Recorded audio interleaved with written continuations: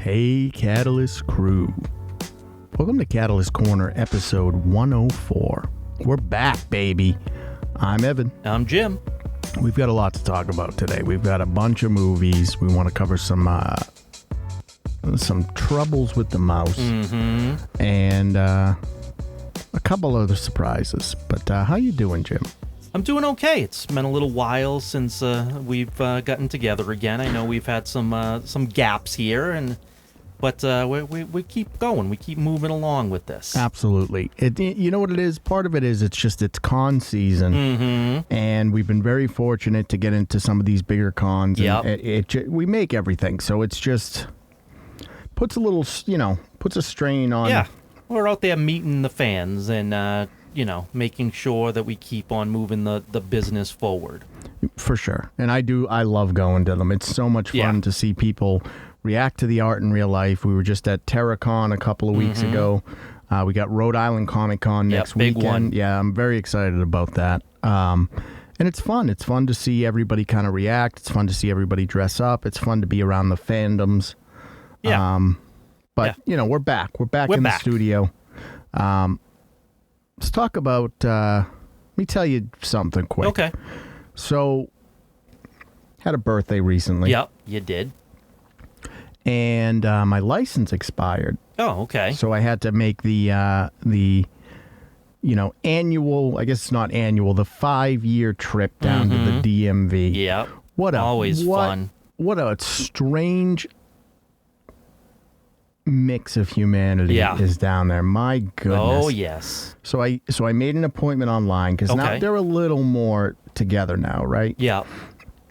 So I made an appointment online. I rolled in. You know me. I got the beard and the long hair. I look like a homeless person. Sure. Lady's immediately like, well, you need an appointment. I was like, I got one. I said, I'm a little disheveled, but I'm organized. There you go, yeah. So she was laughing at that, and it ended up being fine. So I'm waiting to do the thing, and there's this guy just losing his mind over like a temporary license plate, and they had to escort him out. Really? Yeah. Wow. So, I don't know. If you go to the DMV, be nice to those people. Like they. Yeah, they have to deal with all sorts of interesting people that they have to see every single day. Yeah, but not a bad experience. I was in and out in about 20 minutes. Really? Wow. Yeah. That is a good experience. Oh man, then. that's got to be a record. Yeah. So, getting into it. We haven't seen each other in a while. Yep. So hit me with some movies. Okay. All right. So I did go see Terrifier 3. Oh. Now, I don't want to get into spoilers because it's out right now, and doing very, very well, thankfully. Fourth highest unrated movie in the box office history. Yeah. So just real brief, I will say this. It's awesome. Yeah. Awesome. Just more of what you want. It's everything that you want. Let me ask you this, because I haven't seen it yet.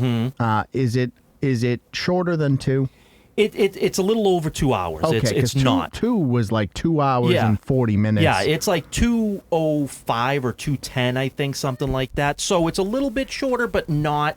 I know. He said, Damien Leone said 4 and 5 he expects to be a shorter run time. Yeah, it's running a little bit long. But here's the thing, it doesn't feel 2 hours. Because even Terrifier 2, I rewatched it recently just to get in the spirit. I did All Hallows Eve and then Terrifier 2. Nice.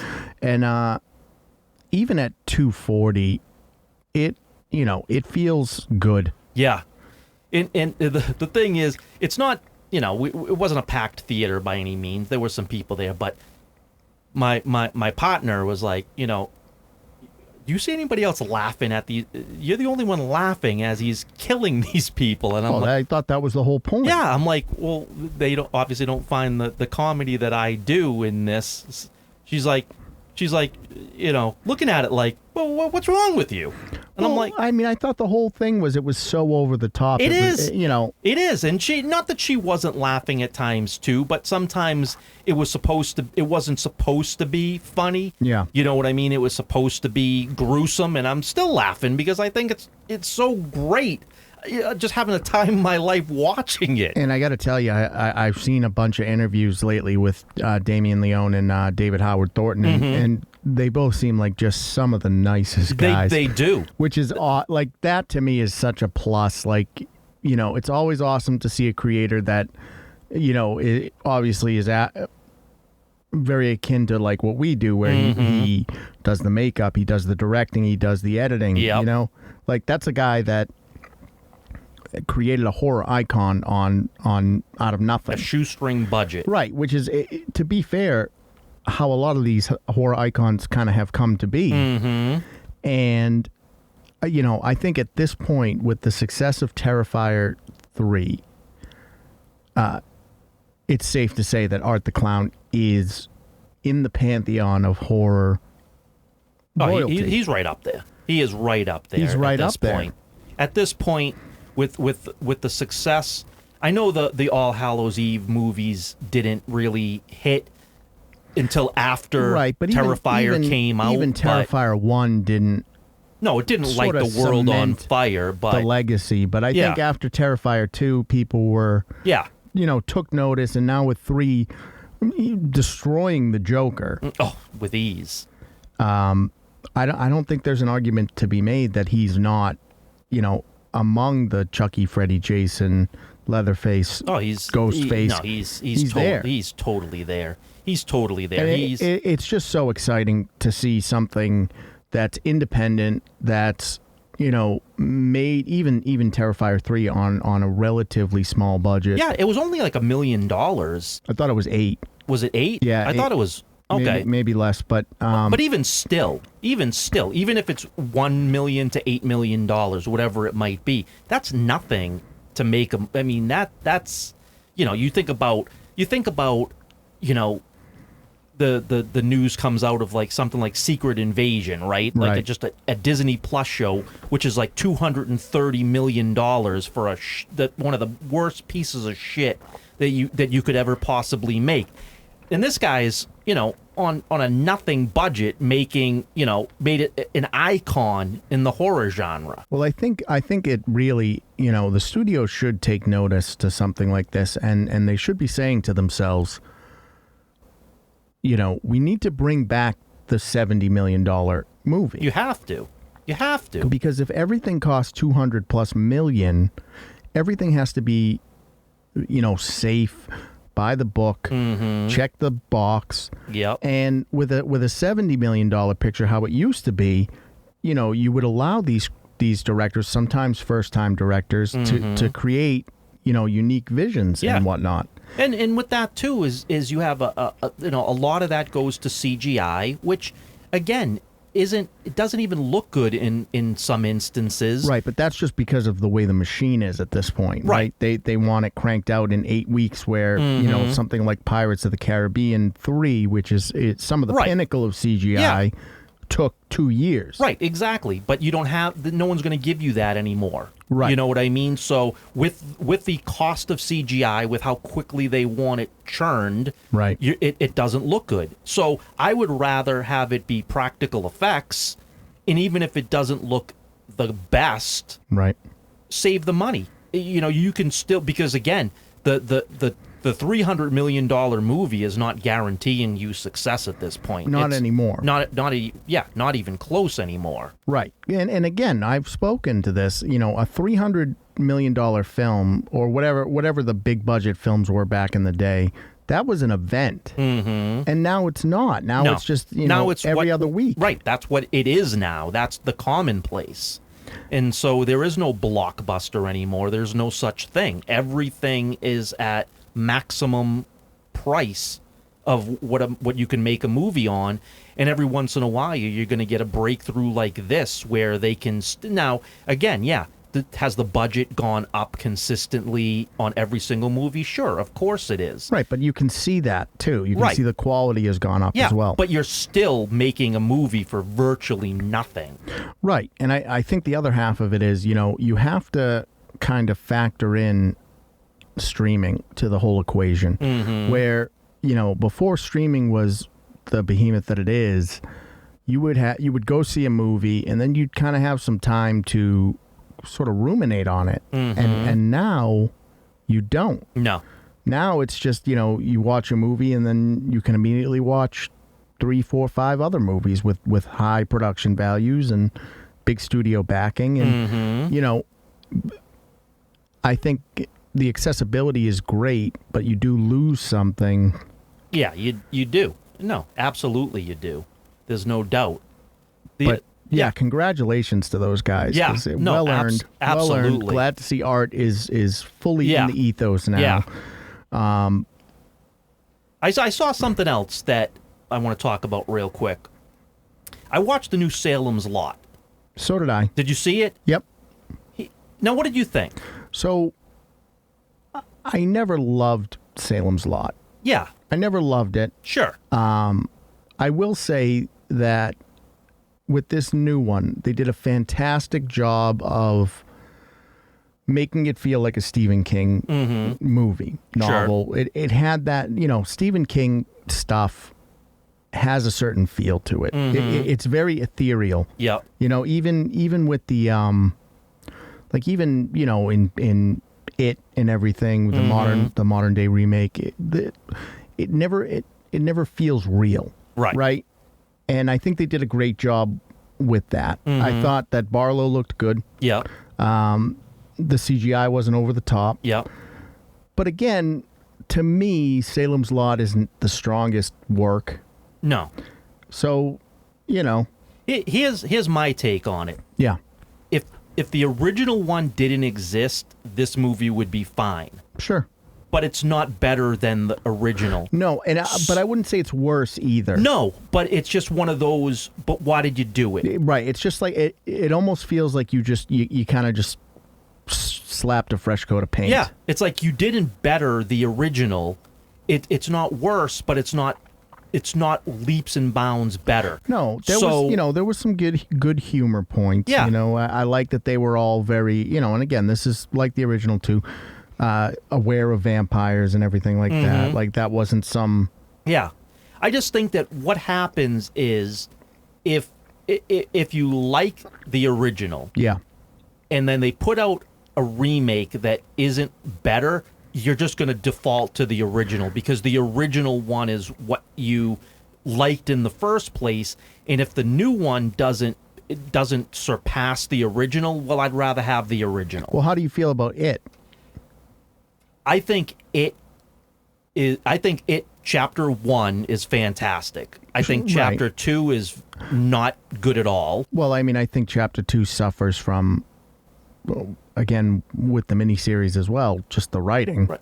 But I like the original one, right? So to me, it could go either, like, I'll watch either one because I think they're on close to that same level. Yeah. But like Pet Sematary, Carrie, Children of the Corn, none of the remakes are even remotely as good as the original. No, Children of the Corn, I think, suffered the most from showing He Who Walks. Yeah, that like was a mistake. That was the whole fear of the original was, the kids were scary in the remake too. But as soon as you show a giant corn monster, yeah, that's just ridiculous. Right, and to me,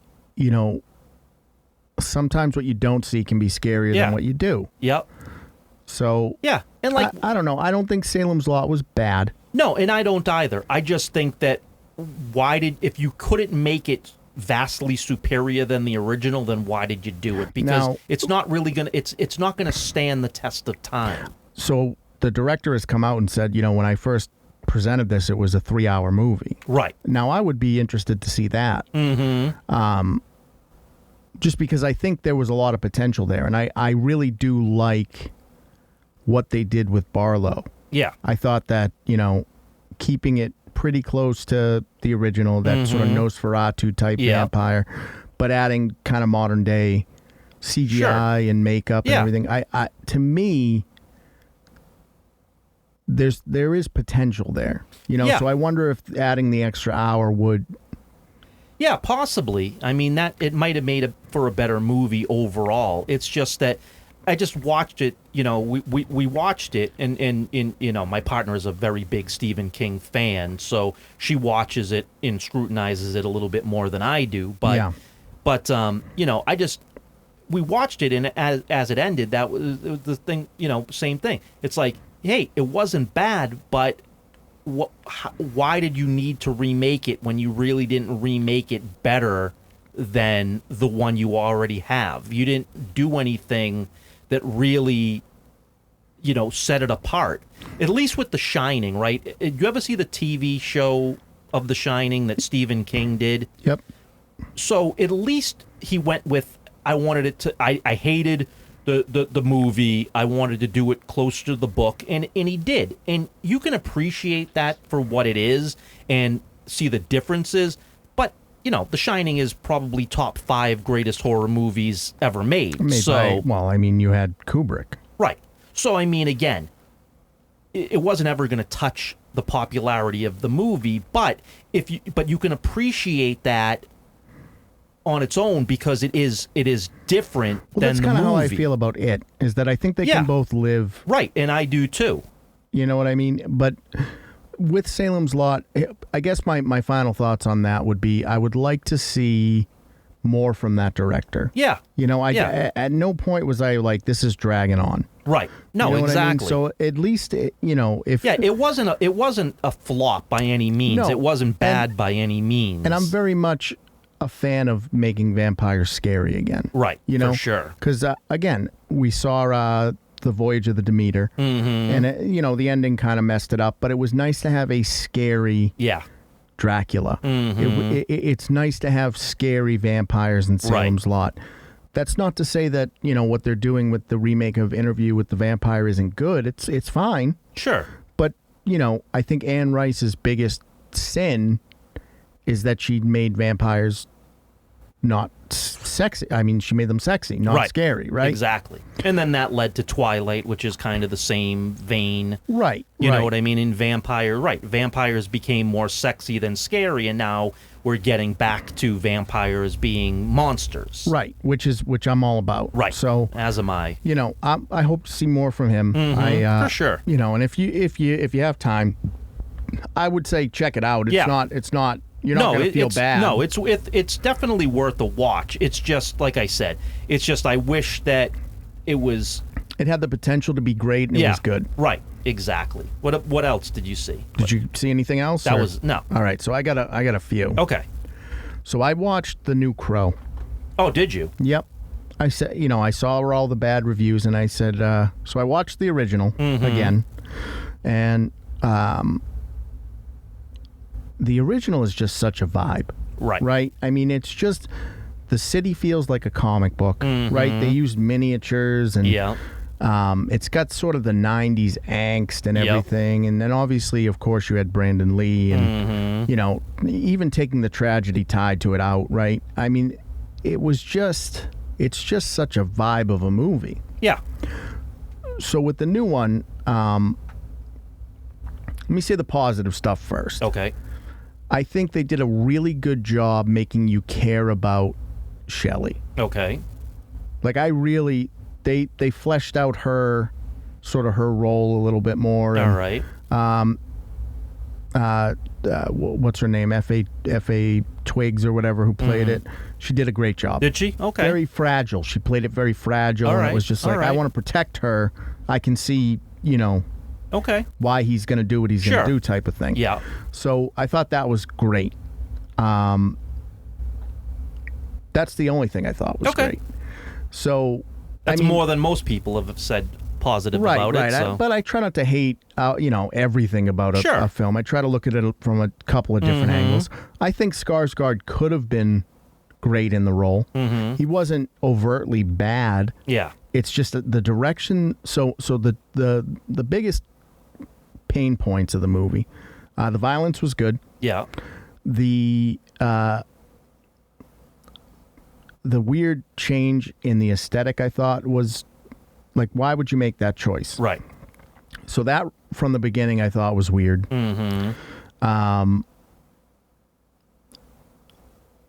Now, there was opioid use in the original. Yeah. Right? but they kind of made it more, that they were drug addicts, like that was how they met in rehab, and so that was kind of more of the overarching cause and everything. The biggest sin of the remake, I think, there's two. One is they tried to keep it in the real world. So everything was supposed to be, it's the real world, but there's fantastical shit going on, and like, I don't think that works. Yeah. I think one of the, obviously, the original graphic novel is a story about grief, and how far would you go, for someone you love. Yeah. Right? Dealing with loss and everything, and and it had those themes, but to set it in a real world setting is jarring. Yeah. And then the biggest sin is that they made a villain. So in the original, it was kind of a anarchistic, random act of violence sort of thing. Gang. Right. It was Fire Night or whatever it was, and they were just doing random violent shit. And in this one, it was more, there's a big bad who has supernatural powers, and she's targeted because she saw something she wasn't supposed to see. Yeah. So that to me is the biggest sin of the entire movie, because you remove sort of it was just a random. Right. That was the whole. That was the whole point of the, someone being murdered for no real reason other than they wanted to do it. There was no satisfaction. He was taking his revenge out, but it's not like he was, and I guess you had the dude with the long hair and his sister or whatever, but again, he was just the gang leader. Right. So with this one, they kind of made it more, oh no, there's a bigger plan at work sort of thing. So that was probably the worst part of it. Yeah. For me. Not great. Not great. I wouldn't recommend it. Yeah. I'd stay far away from it. Yeah, I really don't have any intentions of watching it, especially because I have a fondness for the first one, and I just don't need it sullied by, a remake that is so completely unnecessary. But the thing is, and again, because she played the character so well, if they had just kept it a little more, closer to the original, I think it could have been a masterpiece. Like it's that thing where there's elements of it that I'm like, oh, this is because again, I rewatched the original and I'm like, oh, I don't really care about, like, I get what he's doing, but like, I don't know who is she? Right. You made me get to know her. You showed me how fragile she was and things like that. And it's just like, okay, that to me was superior. Right. So it almost felt like it could have been great. It could have been. But it's just the direction, they just took so many left turns. Yeah, that's too bad. I caught one called Haunt on Amazon Prime. Haunt. And I went into it with very low expectations, small budget. Loved it. Yeah. Okay. It's about just a group of college kids or whatever that go to I guess you'd call it a haunted house, right? Wait, well, hold on. There's a group. They all wear masks. Yep. Right? I just watched this on Tubi. What'd you think? I thought it was for what it was. I thought it was okay. Right. So that's the thing is I went in with very low expectations and I was so pleasantly surprised because it was just like, it was weird. It was kind of out there. Like, I thought the kind of the twist when they took the masks off was awesome. Like the only thing I didn't like was when the girl at the end, right? Yeah. When she's like kind of fighting her way out. Yeah. She's like 80 pounds. I know. Beaten up, stabbed, shot. But that's just that's the typical slasher. No, and I know. And it was the only thing I'm like, oh, she would not have the strength. She would have a hard time overpowering. If she was at full strength, Right. she would have a hard right. And time. she was already beaten to right. piss. And it was like, yeah, that's the only thing I would say that you had to really suspend disbelief on that part of it. But other than that, I mean, the ending was a little weak. Like I didn't need sort of that finality. right. But overall, I really enjoyed it. It was not bad. It was not bad for what it is. Low budget, of yeah, course. totally low budget. But it was fun. I thought it was pretty fun. Just for something that I found just scrolling, to find that and give it a chance. Yep. Really, really enjoyable. Yeah. Really liked Yeah, it. not bad at all. And then we caught Salem's Lot. We caught this one called The Last Call, Okay. which had Tobin Bell and the girl from that old lady from the Conjuring Okay. series. Yeah. So I'm thinking like this is going to be fantastic. What a fucking Terrible. train wreck Really? that was. Yeah. That one I know I have Yeah, not no, seen. that was like I was like, oh well, I found Haunt scrolling. Let me give it a chance. Yeah. That one was not good. And then my partner works at a hospital, and one of her coworkers was like, "Can you make me a shirt?" Right? And she wanted me to make her a shirt from this movie called Found. Okay. And so I did it. And then I was like, well, we got to watch it. Like, Sure. if it's good enough to make a shirt out of, like, Yeah, we got to right. watch it. And very low budget, 2 hours long, which I thought it was entirely too long. Yeah. But it was, when I say low budget, I mean like $8,000. Oh, like, okay. it was shoestring budget. And it wasn't really a horror film. It was kind of about a kid who was bullied. His brother's a serial killer, and he finds out, but he's so starved for connection that he kind of like, oversees it, I guess. But it was just a very interesting sort of kind of sad drama with a crazy ending, but not bad. Yeah. If you need something. So I caught that as well. So it's horror season, so I'm trying to get No, absolutely. trying to get as much horror Yeah. as I can. You have in, to. You know? have to. It's law. Yeah, absolutely. But yeah, no, there's some good ones. I'm very excited for Nosferatu Yeah, coming me up. too, Like it for just sure. looks. Edgar's is just so good. Yeah. It's frustrating. Right. No, it is. It is. I expect it to be good. I'll be very, very surprised if for whatever reason here's does the thing. poorly. I don't think Lily Rose Depp is the greatest actress. No. But I mean, I think she has enough juice to, if you're surrounded by a solid cast, which I mean, it doesn't get better. Right. Nicholas Hult, Willem Dafoe, Skarsgård, Bill Yep. Skarsgård's in it. I mean, you have a solid. Yeah. And you got a top-notch director too, Right, which yeah, is right, going to get the right. most out of you. So Right. So I'm pretty hopeful Yeah. for that. I mean, that's a Christmas movie. Yeah.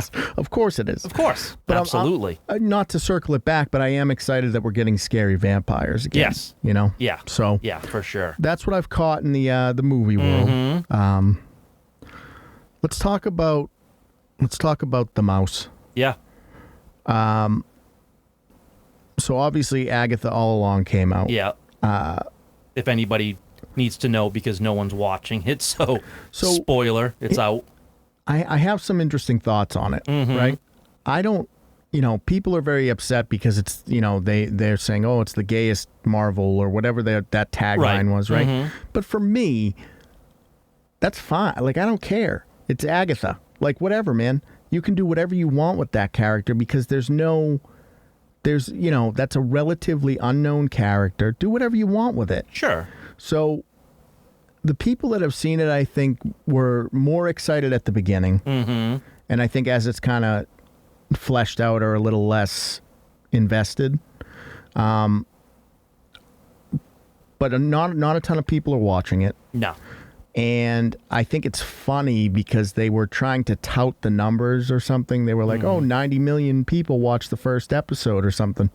And it's just like, yeah, but like put that up against the budget. Right. Right. And this is, and this is what's happening. And it's the same thing with the Acolyte that we just had prior to that. You know, you're making these shows for a very, very niche audience, and the larger fan base is uninterested, and Yeah, but I think what's even more interesting is the audience you're making it for hates corporations. sure, So they're not going to support you even if you make it for them because they hate you. yeah, but the thing is that obviously Feige, if it's to be believed, is turning the ship, right? He saw the error of his ways, but Well, I think it's hard to argue when Deadpool and Wolverine does $1 billion at the box office. Like, how do you well, yeah, how do you say that that works? So it's not people are tired of Marvel. People are tired of well, people are tired of the Marvel that Kevin Feige is giving us because Deadpool and Wolverine was not a Feige production, right. so And to an extent, I understand his back is sort of against the wall, right? You have spent a lot of your you don't have a huge backlog of you have the X-Men, you have Fantastic Four, yeah, but you don't have a huge backlog of compelling characters No. at this point. So I get it. Like, you're in probably the biggest, either Warner Discovery or fucking Disney is the biggest machines out there, and they want you to keep churning. Mm-hmm. So I get that his back is against a wall.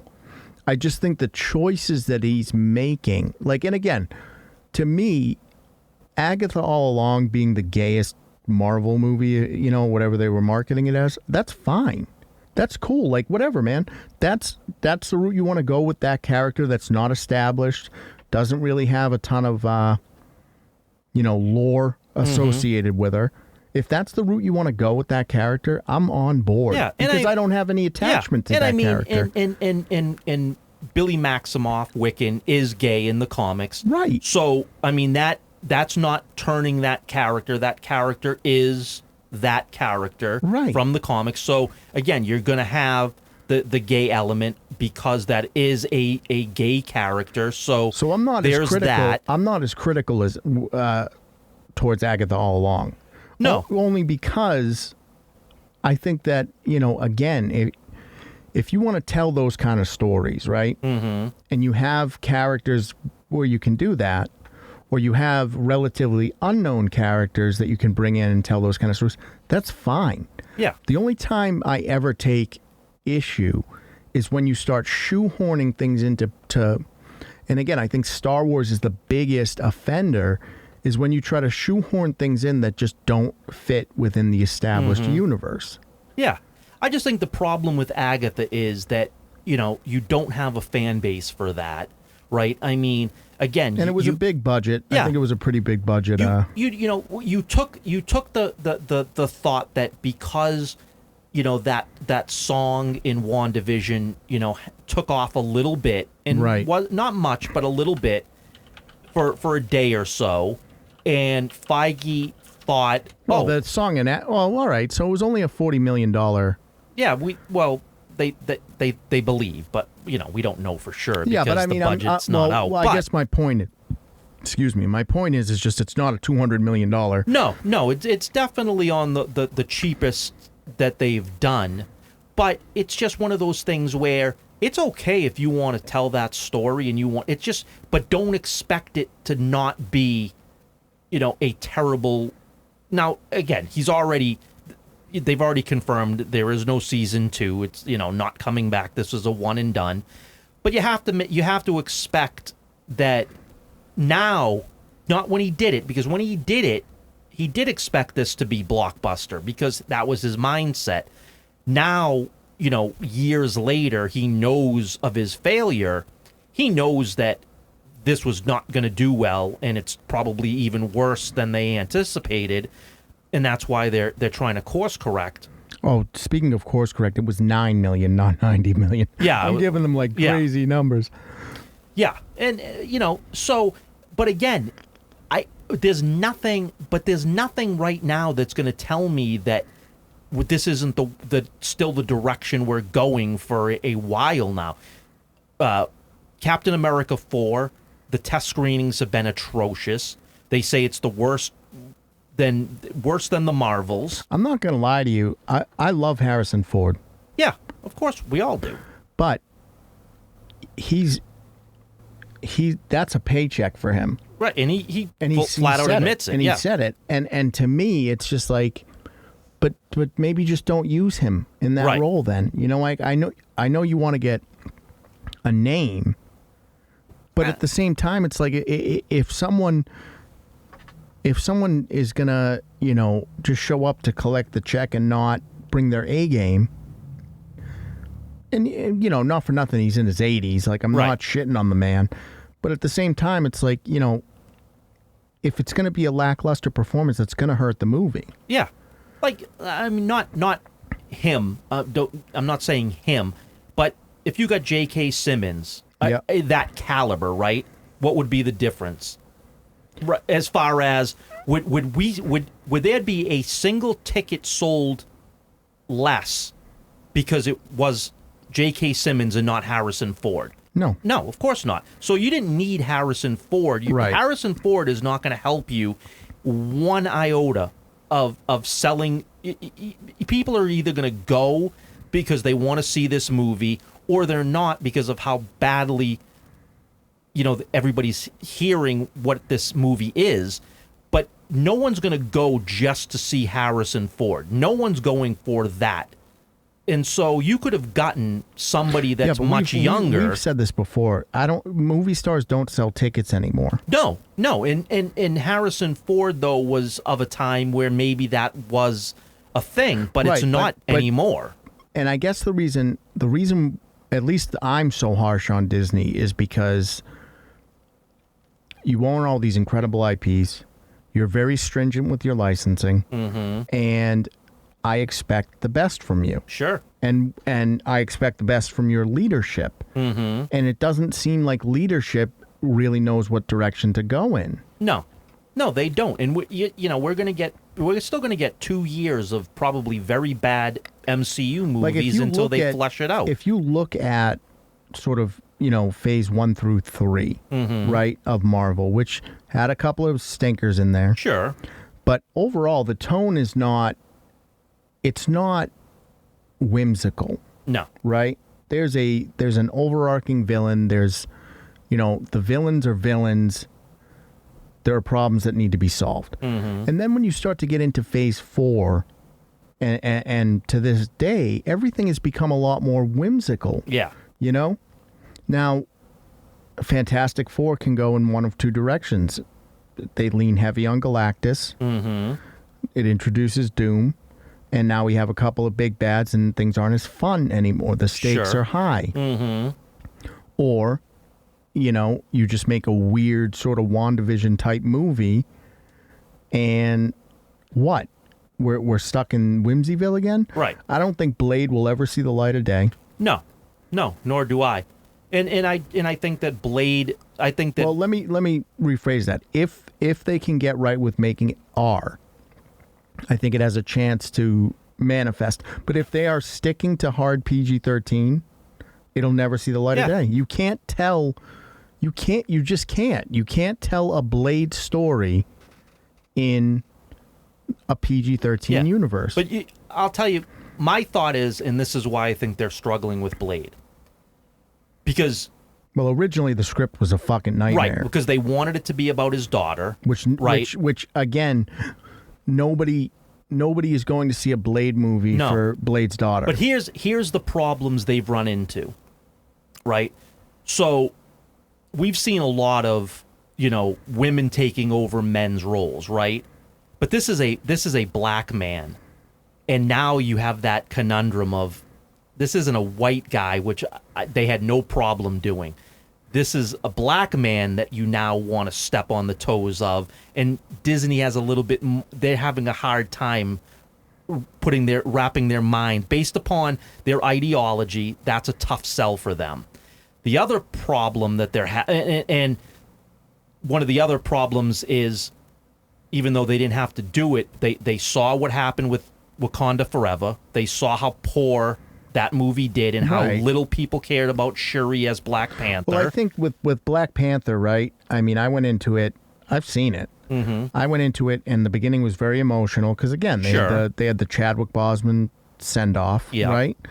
And it's not even that I was really opposed to her becoming Black Panther. It was just. It was almost 3 hours. It was long. Well, that's the a CGI problem. was bad. Mm-hmm. Namor wasn't super compelling as a villain, Right. And I think that's what it suffered from. Oh more. yeah. But what I'm saying is no one took to Shuri being Black Panther. It was one of the biggest not complaints. the way people were excited about Chadwick Boseman being Black Panther. And the other problem they have now too is, and this goes back to Agatha as well. You were setting up for the Young Avengers, and the Young Avengers, everything Young Avengers has flopped miserably. Yeah, there's no excitement for that. So you're putting, this was for making Wiccan, and eventually you're going to get his brother back to Tommy as Speed, and you were this was all leading to the Young Avengers, and the whole reason you want Blade's daughter is because you wanted her to be a part of the Young Avengers. That was Feige's plan. Right, but the other half of that is you want me to care about Blade's daughter, earn it. Well, you can't care about her if you don't care about Blade. Right, and you can't bring a new Blade into the mix and write him off immediately because then it's just like, well, but what? Am I supposed to care about Wesley Snipes' Blade?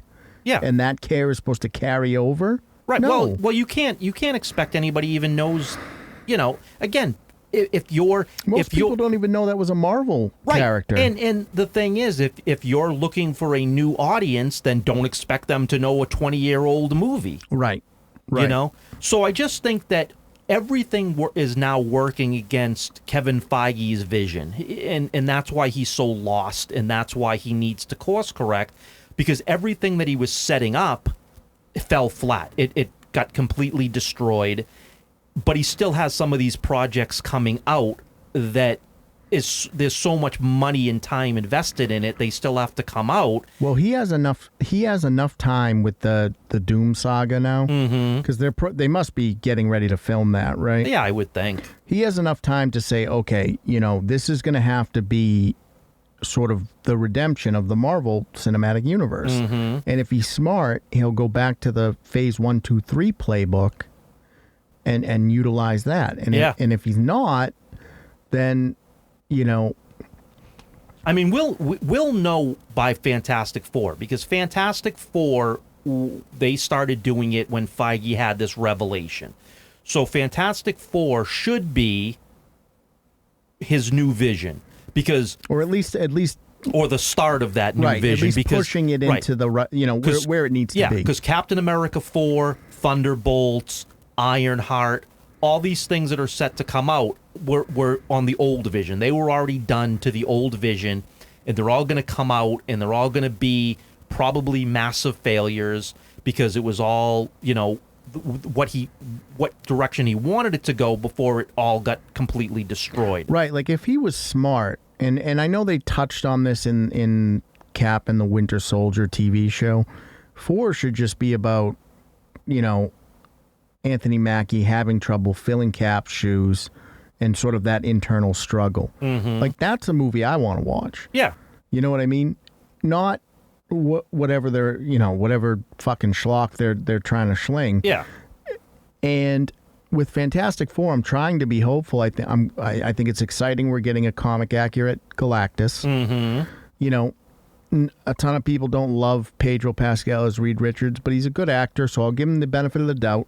Yeah, I mean, again, I'm in that boat. I hate the casting, but I'm not gonna not see it because of that. I'll give it his chance. He's good enough of an actor to make it work.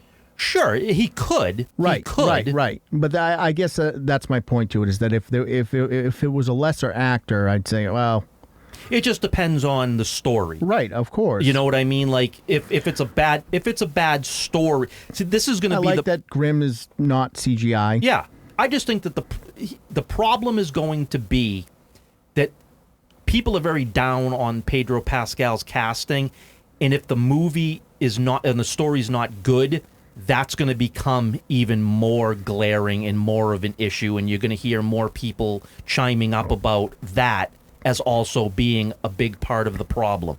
So again, if the story's great and Pedro Pascal nails it, then, you know, people will be, like myself, I'll say, well, I had my doubts, but I was proven wrong. I'm glad I was proven wrong, because we need a really good Fantastic Four movie, and if that's what we get, then all the power to it. I'm happy as hell.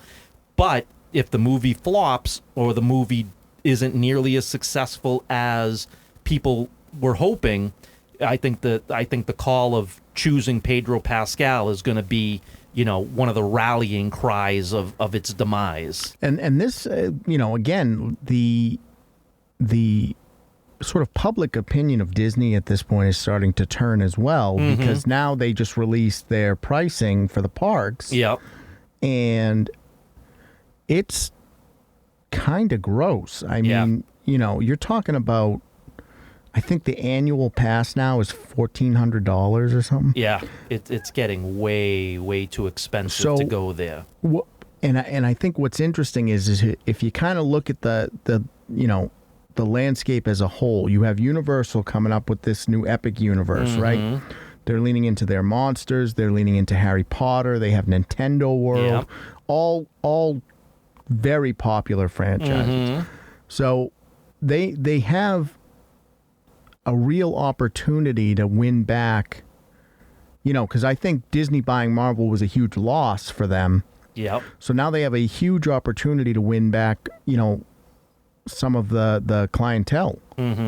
So I think you have that, and then on sort of the Warner Discovery side, which is a train wreck, but you do have an opportunity to release a fantastic Superman movie. Yeah, and because people love the Penguin. Yeah, the Penguin's doing fantastic. People love the original Batman. We have an announcement for Batman 2. So, I mean, and I'll tell you, the people are liking all the images of the Superman legacy. Well, I think it's coming out. I think it's Superman done right. Yeah, you know, it's a little more lighthearted Boy Scout. I mean, we got the image of Krypto. Yep. That dropped a week or so ago, which, you know, the only person. Ethan Van Sciver is the only person I've seen that has a problem with it, because he's saying it doesn't look comic accurate. I'm like, it's a dog. What are you talking about? Like, yeah, who cares? But I can understand it, because like I think Disney's biggest sin with the live action remakes lately have been like, people don't want to see, you know, world accurate lions and fish. Right. And that doesn't seem to translate well. So I get where he's coming from. Yeah, but still, I mean, that's not going to break the movie. No, but he's talking about the breed. Like, okay, they chose a different breed of dog, but it's still a dog. You know what I mean? At the end of the day, you know. So I don't know. I think DC has a real opportunity. Yeah, I mean, we got Creature Commandos coming out in December. Right. And well, I know, but the animation always does well.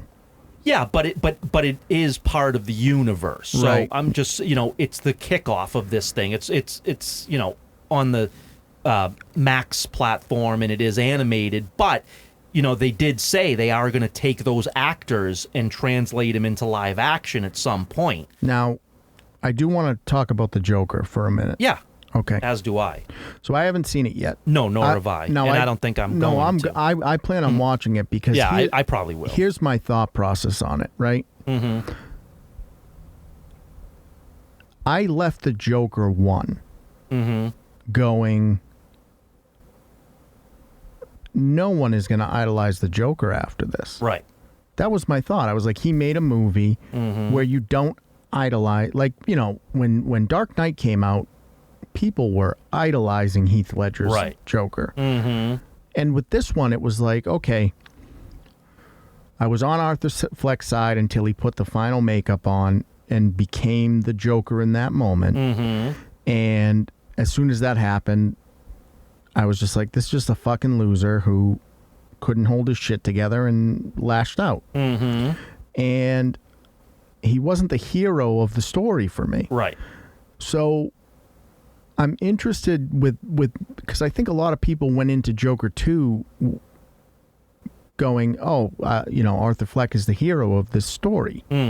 So I'm wondering if when I do finally get a chance to sit down and watch it, I have a screener, I just haven't. Yeah. I'm wondering if I'll be kinder to it because it seems more like they drag Arthur Fleck through this. Yeah. That seems to be everyone's opinion, is that they kind of really do.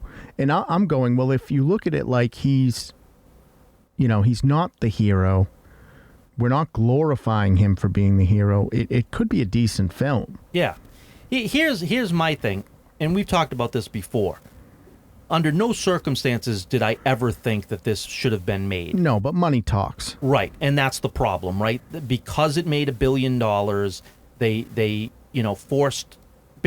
forced Todd Phillips to make a movie that I don't know that he necessarily wanted to make. That's what I'm hearing. Because I think that he thought he made, that a great film. Right. And how do you follow up on that, right? How are you going to make one as close to successful as, because you kind of catch lightning in a bottle. I mean, again, yes, it is the Joker tied to Batman in a roundabout sort of way, not truly comic accurate, but, obviously the elements are there.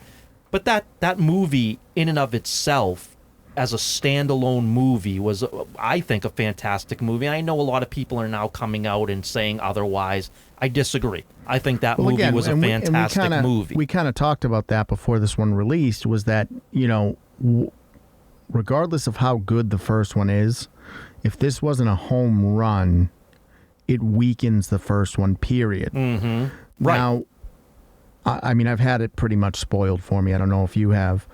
Not really. But. Okay. So, but I mean, for me, I guess looking at it through the lens of, this guy isn't my hero. I'm not, whether he does Joker shit or not, the original story was about mental illness, the system failing, and creating a monster. And so now, if this one is just about picking up the pieces of that, I'm much more forgiving going into it with that mentality than going into it going, oh, I can't wait to see the Joker be the Joker. Yeah. Well, you have to go into it in all of it and understand that this is a Joker, not the Joker, right? This really isn't the Joker. The Joker that everybody knows from the Batman comics, this isn't what this is. This is a dark, gritty drama about mental illness, right, that you tied to the Joker. Right. I mean, you didn't really have to tie the Joker into it, and you could have still told this story just using a different element of it, but not calling him Joker, but you could call him something else, because again, the makeup was far different where you could have gotten away with it.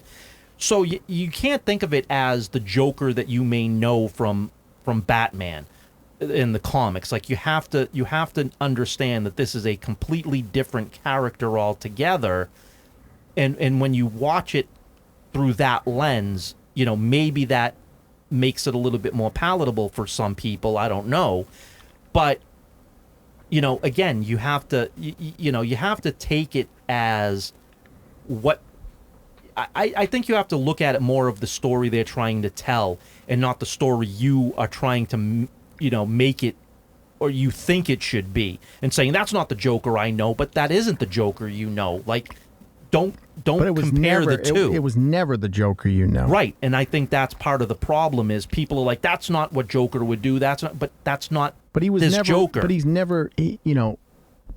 I think it was, and again, not to go too deep into spoilers, but even in the movie, people wanted Arthur Fleck to be the Joker, and he's not. Right. So I think, again, it could be a decent film. I haven't watched it, so I reserve judgment. Sure, but, me too. I just think that maybe the marketing was wrong. Maybe, it probably shouldn't have got made, honestly. No, I don't think so. But like we said, money talks, and so right. I'm gonna give it a try though. Yeah. Like like even the bad reviews and the fact that it tanked at the box office didn't scare me away from it, because I think there could be something good in there. Yeah. See, here's my thing though. When I think about the box office part of it though, and this is why it shouldn't have been made to me. What do you think that this was a bigger failure, or the Marvels? The Marvels. See, I disagree, and I'll tell you why. Sure. Because I don't. Because Well, I I guess don't. this killed this avenue. Yeah, but here's. I don't believe for an instant, and I don't, that Captain Marvel wasn't propped up in many different ways. Putting it between the two biggest movies to ever come out, I Right. think helped. Right. I do think there was some cooking of the books because we did see a lot of empty theaters. We did see, we did hear that they were counting free, buy one get one free tickets where they're counting both as sales. Right.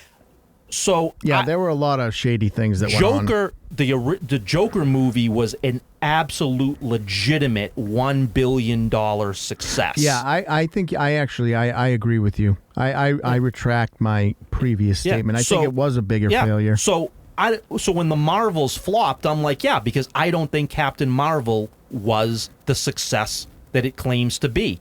Joker was absolutely the success that it was, and that makes Joker 2 that much worse with how poorly that it performed. Right. It was foolish to try to chase that dragon. Yeah, absolutely. I just think, and ultimately, everyone paid the price for that. Yeah. Warner Discovery has a huge loss on their hands. A dead character. Yep. Not that it matters. I mean, but again, and we talked about this. It was made on a relatively lower budget. The first one, the second one, not so much. Right. And you have a huge box office flop. The director has egg on his face. Joaquin Phoenix has egg on his face. Lady Gaga has egg on her face. I mean, you've just you had something great. And you ground it into the dust for $1. Mm-hmm. And I said this on X too when I was talking to somebody that also does YouTube.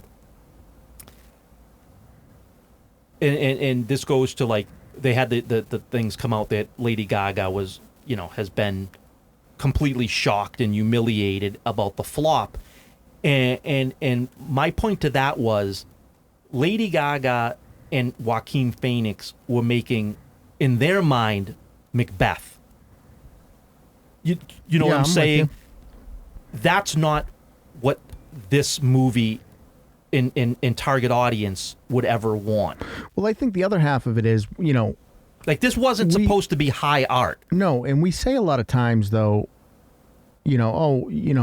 when you're in it, if it's a stinker or not. But sometimes it's not the case. Right. Sometimes, the scenes that you film, you walk away at the end of the day and you go, yeah, that was fucking great. Right. And then you see the final cut and the way it's edited and clipped together, and you go, what the fuck?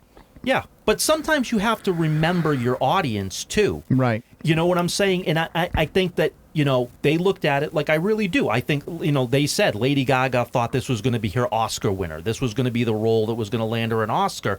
And they were looking at it like that. They were looking at it like we just created a Daniel Day-Lewis, that type of epic movie.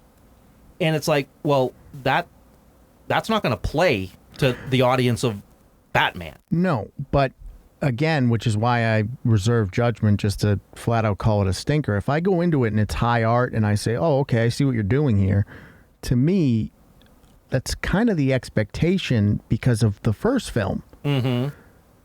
But again, I was under the impression that we weren't going to see cosplays of the Joker. We weren't going to see Halloween. And I was totally wrong about that. Right. People idolized him maybe more. Yeah. So... And that and see, that is the trouble because people are looking at it like, yeah, but that is everything the Joker is not. Right. And right. and so everybody's like, no, that's what are you doing? This is ridiculous. No one idolizes the Joker. No one wants to be the Joker. The Joker does not want to be the Joker, and he does not want you to idolize him in any capacity. He doesn't give two shits about anybody but Batman. There is nobody. You don't exist. No one else. Nothing else is real. Right. So when you're making it where people are again, idolizing him, you don't have Batman in this universe. So no. So he doesn't. You have to give him something else to kind of latch onto, and I think, what made it so real was he was trying to keep his humanity in the Right. first one. Yeah. And so, you know, and he was trying to live a life different. You know, in his mind, he was imagining a life that was, I'm a regular guy living a regular life, and then but when he again, snapped out of it, he you sort of realized played that's out- not it. You sort of played out a lot of the tricks too, right? Like we already knew he was an unreliable narrator with the Zazie Beetz thing, Right. And you know, for those type of things to have happened already, where do you even really go? So I'm curious to see it. Yeah, I have that morbid curiosity to watch it and see it and see what the everybody's talking about. But I'm wondering if I'm going to like it because I'm going at it from a different perspective than, say, someone that just wants to see the Joker blow up Gotham. Right. You know? Yeah, and that's the problem, right? If you think this is Heath Ledger, It's then not. You're not even close. But it wasn't Heath Ledger in the first one, and you guys got No. tricked into thinking it was Right. because of the last 5 minutes of the movie. Exactly. And it was just like, yeah, but did you not watch the first 90 minutes? No, because it was all about when he put the makeup on. Right, And and- that's what everybody focused on, that portion of it. So I'm curious to see. Obviously disappointing. Yeah. I hate to see those kind of movies flop, especially when you do take a sort of swing for the fences creative stance. But Yeah, and I mean it's okay, the thing is, like I've said, it's a movie that should never have even been tried to be made, but at least you took a chance, you tried to do something creative and high art with it. It sounds like, you did the musical numbers because you have a fantastic singer that now that being said, perform. I heard with the musical numbers, like they didn't lean into them enough. Yeah, I'm sure that's probably true. So I'm curious to see. Yeah. I think it's probably better than it's getting credit for, but it's probably not great.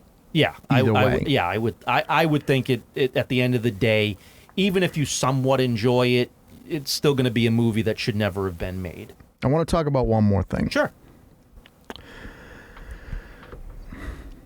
So there's been some controversy Yes. lately because the film version of Wicked is coming out. Mm-hmm. Now, Wicked is a book based off another book that was turned into a play and is now being made into a movie. Right. So, figure that one out, Yeah. right? Now, I read the book. Book is good.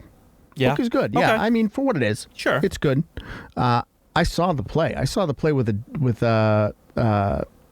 Idina Menzel in it. Oh, did you? Yeah, yeah. Oh, okay. Yeah, and it's good. I mean, it's for what it is. It's, Sure. it's catchy songs. Yeah. Different perspective. Yeah. Whatever. Has a huge fan base. Oh, though. yeah. Huge. Giant. Right. That's why it's getting made, is because Right. that is a money machine. Yes. And they cast Cynthia and Ariana as the Wicked Witch and Glenda, Yep. which is fine. Sure. I mean, I don't know that Ariana has the acting chops, but she can sing, Right. and I'm sure they can fudge it along enough to make it work. She can make it work. Cynthia is a great actress. Is she? Yeah, and she can sing as well. Okay. And then I saw the original Wicked poster, which was clearly a homage to the Broadway playbill. Right. And they did make some changes, right? Yep. And they're vanity changes. Yes. They showed Cynthia's eyes, and they showed Ariana's dimple, because she's like very, from what I hear, she's very adamant that when pictures are taken, she wants her dimple in the picture. Okay. And so an artist online took the poster Yep. and photoshopped it so it was a little similar to the playbill. Right. So they kind of put the hat down a little bit, put the shadows on the eyes, Yep. raised Ariana's hand to cover her Yep, face, yep. Made the changed the lips from yeah. green to red, Yeah. Made a little smile. made Yep. it upturned the smile a little bit more, and it really is it's better. Yes, it is. Because the playbill, from an artistic standpoint, right, as someone that makes art for a living, is a fantastic piece of Yeah. illustration. Yeah. It doesn't get better than that. No, and I'm a big fan of that minimalist art. Right. You know what I mean? Right. And so Now- that is a great Now piece to of see it, art. to see it, to see the difference between the official version and the artist rendition, I said, "Oh, this is a knockout of the park," Right. because, you've kept it live action, but you've gotten as close to the playbill without ruining it as you can get. Right. And again, it's not professionally done or anything. Right. You could always make it better, but I just thought it was, I was like, here's a fan of, Yeah, and this was a fan. right, a fan of Wicked, who also happens to be an artist that took a poster that was just okay and really elevated it. Right, for sure. And that should have been the end of it. Absolutely. Or at the most, you could have gotten a viral like, oh, this poster looks better than the movie poster. Yeah. But instead, Cynthia goes on her Twitter page and says it's the most offensive thing she's ever seen. Loses her fucking mind. Loses her mind. And I'm thinking to myself, the whole quote was, this is the most offensive thing I've ever seen. It's akin to asking if your blank is green. The original image is an illustration, not an actual photograph, and I chose to look down the barrel of the camera at you. Yeah.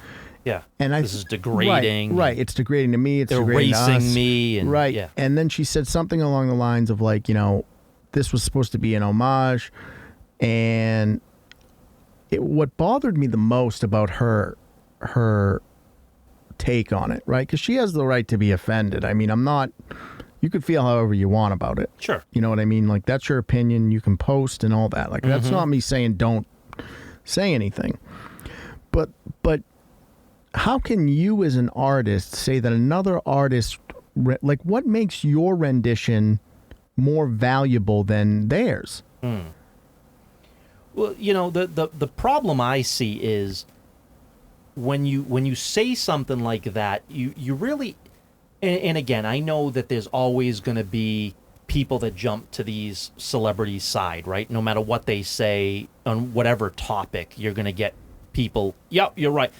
But for the majority of people that saw that, and then her response, people are like, I don't understand. Like, I don't get what we're talking about. I don't understand what you're saying based upon, like, I don't understand how that erases you. I don't understand how that degrades you. Like, people are not going to understand the outrage because they're going to look at it and say, but that was done with love. This was a fan who did this not because they were trying to insult you, because they just thought, they were excited about the movie. Like, they can't be more happy. But what see this. What bothers me as an artist, right? And she is an artist. Sure. Is that how can you say that your interpretation of Wicked or that poster is any more valuable than what this artist has done? No, you can't. Right. So your version of it is an homage, and their version of it is closer to the original playbill. Right.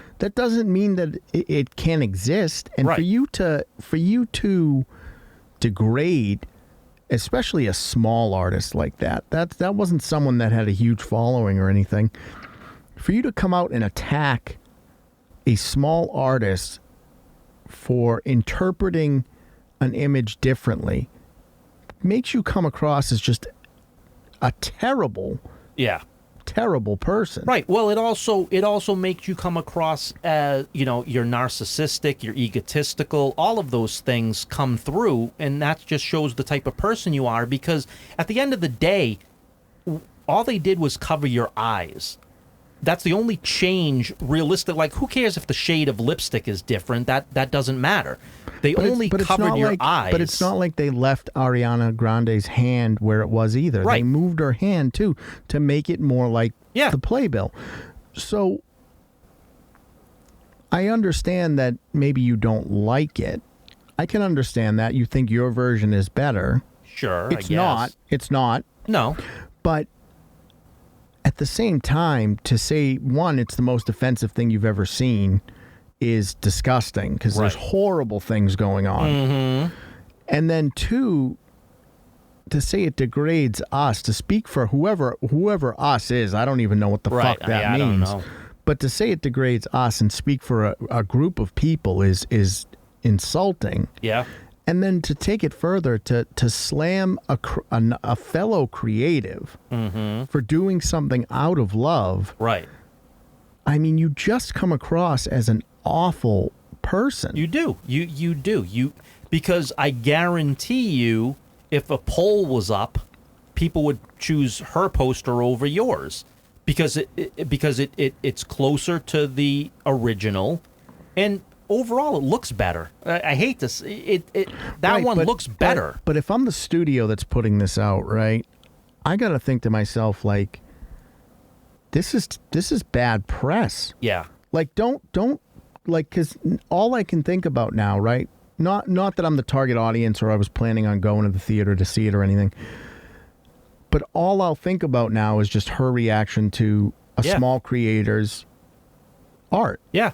And I think, and I would think it's not going to hurt this movie, but I think it's going to hurt her going forward. Because I think people may be like, look, I love Wicked. I'm going to see this movie regardless of the controversy. Right. I think people might like say, I'm not going to support what she does after this. I'm only going to support Wicked because it's Wicked. I would even say, I would take it a step further and just say that, as a studio, do you really want to work with someone that, and look, not getting into the logistics of copyright and IP infringement and all that bullshit, which it is bullshit, but whatever. Yeah. You have an artist that is basically giving you free advertising, free publicity, hyping people up for whether it's official or not, right? People are excited. People look at that and go, "Oh yeah, this I like this movie poster better. I'm just that much more excited about the movie." Right. But then when you do something like that, now you're getting the creative community is going to go, "Well, I don't want to make things if the backlash is going to be the way it is." Yeah.